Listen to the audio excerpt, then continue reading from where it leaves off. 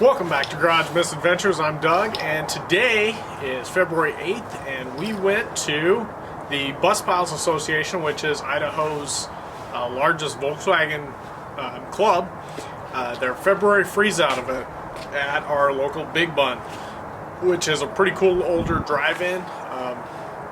They've been around since the 50s or 60s.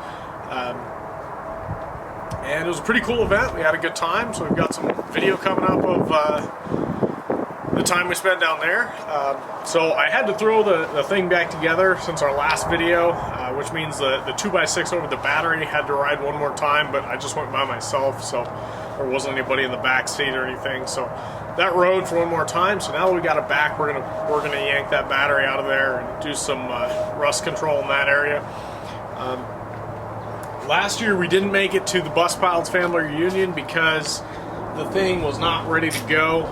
When I bought the car, it was on some older centerline wheels, which are cool, but they weren't the right width for this car.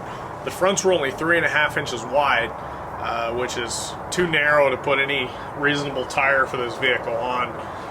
So I got rid of the centerline wheels and I tracked down some original thing wheels. And I bought them from a guy in Oregon who shipped them to me. When I got them, I found they were way more pitted than I'd anticipated. But I went ahead and had them powder coated, and unfortunately, they didn't come out great. I was not really happy with the job the powder coater did. So next time I will use a different powder coating outfit. But I bought another 4 when I was in Wichita, and I shipped them to myself, which was incredibly expensive. Do not recommend doing that. But now I have thing wheels coming out of my ears because I have the spare that was on the car when I bought the car. I bought 5 from the guy in Oregon, including 1 new old stock rim, which was the only really good rim I got out of that deal, and then 4 more in Wichita. So I have like 10 thing wheels now. But then I had to order hubcaps, new hubcaps.